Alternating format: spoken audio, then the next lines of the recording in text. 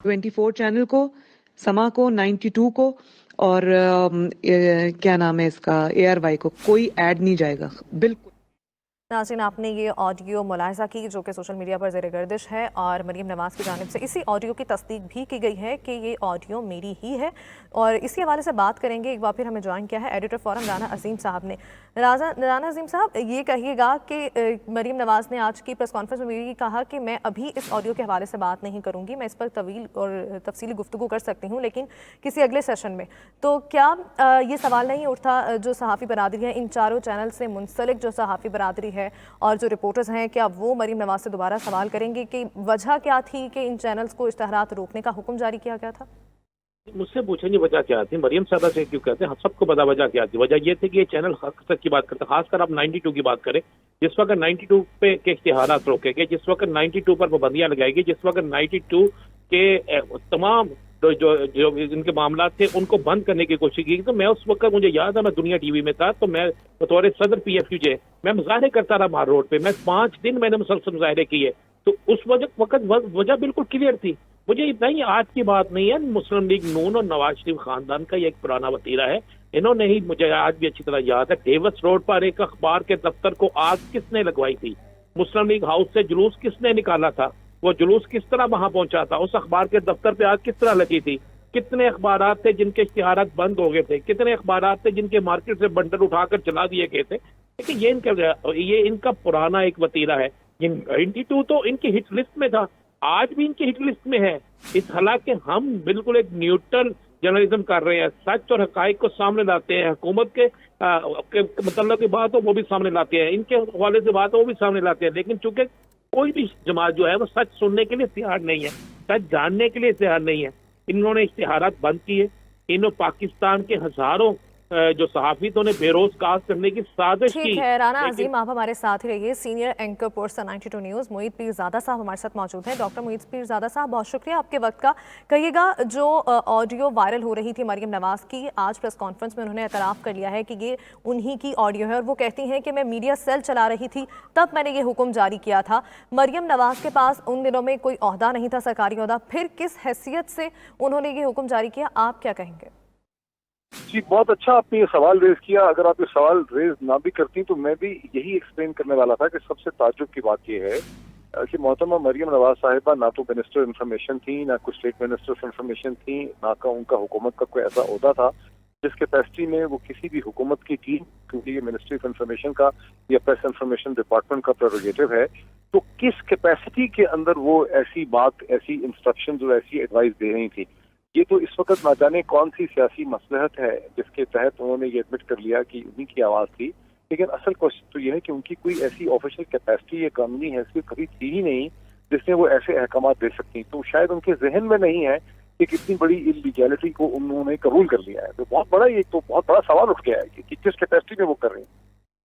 बिल्कुल। मोहित पीरज़ादा साहब, ये भी कहिएगा कि चूंकि मीडिया रियासत का अहम सुतून है, हुकूमत का अपने तय मीडिया को चलाना और अपनी मन मर्जी से अपनी मंशा के मुताबिक और हुकूमत का मीडिया को चलाना और ये कहना कि सब अच्छा की रिपोर्ट दी जाए, आवाम को हक और सच की बात ना की जाए, क्या यही वो तर्ज अमल है जिसकी वजह से हम कह सकते हैं कि पाकिस्तान में जमहूरियत जो है वो मजबूत नहीं होती?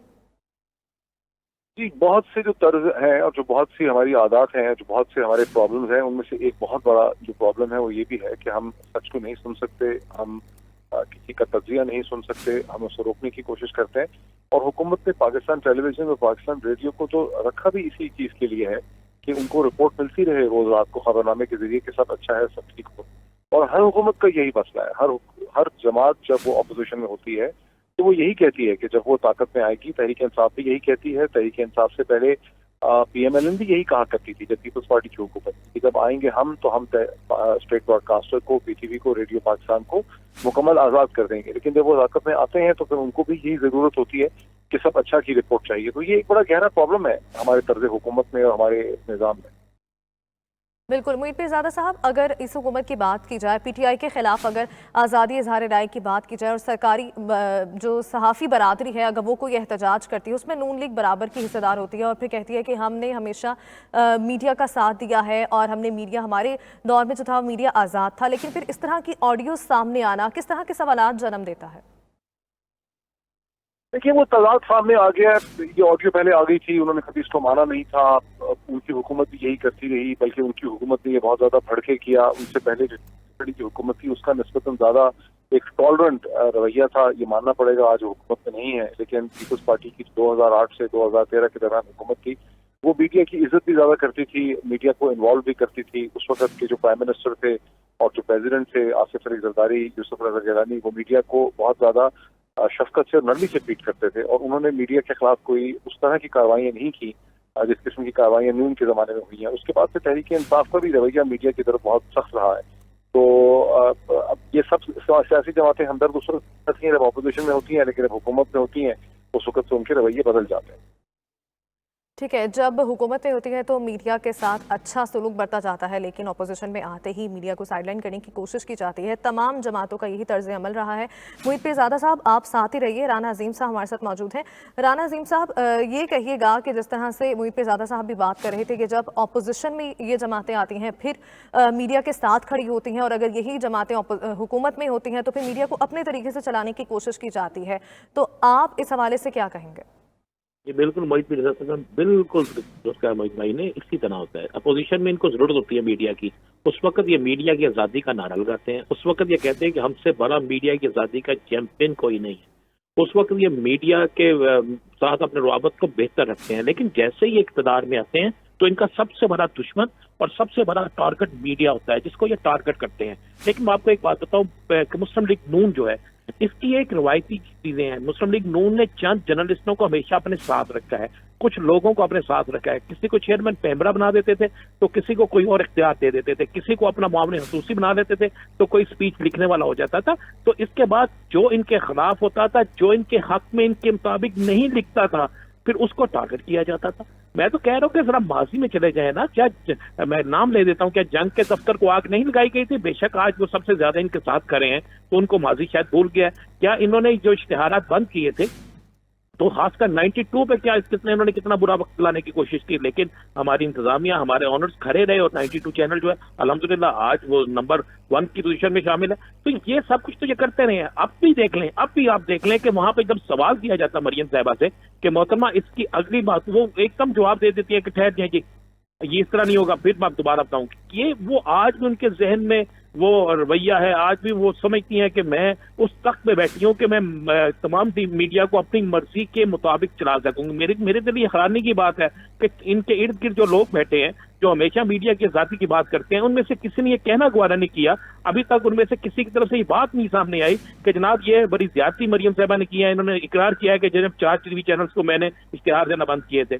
और मैं तो ये हैरान हूं कि अभी तक माजरत से इस्लामाबाद में बैठे या कराची में बैठे या लाहौर में बैठे वो उन मारूफ लोगों के मेरे ट्वीट सामने नजर नहीं मुझे है कि जो 1 मिनट से पहले आजादी सहाफत पे ट्वीट करते हैं। तो आप इस पे क्यों नहीं बोलेंगे?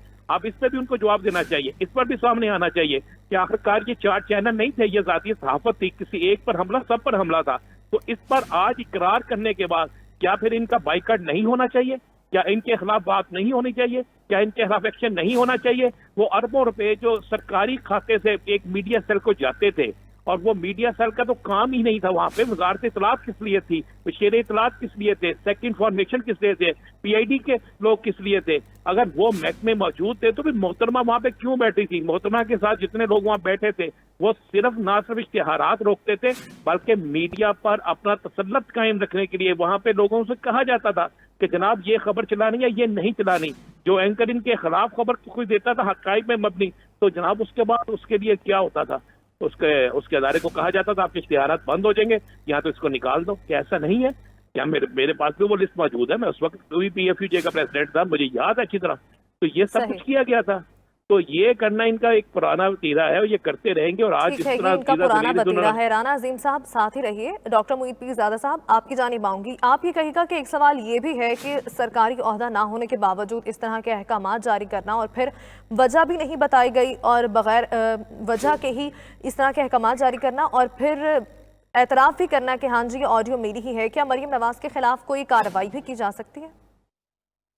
बड़ा इंटरेस्टिंग ये सवाल है। कार्रवाई पाकिस्तान में कभी किसी के खिलाफ नहीं हो सकी, पब्लिक ऑफिस होल्डर के खिलाफ। इसमें इल्जाम लगते हैं, कई दफा केसेस बन जाते हैं, अभी भी केसेस बहुत से बने, लेकिन कार्रवाई कभी किसी की नहीं हो सकती। लेकिन मरियम नवाज साहिबा का तो केस बहुत ही यूनिक इसलिए है कि वो पब्लिक ऑफिस होल्डर भी नहीं थी।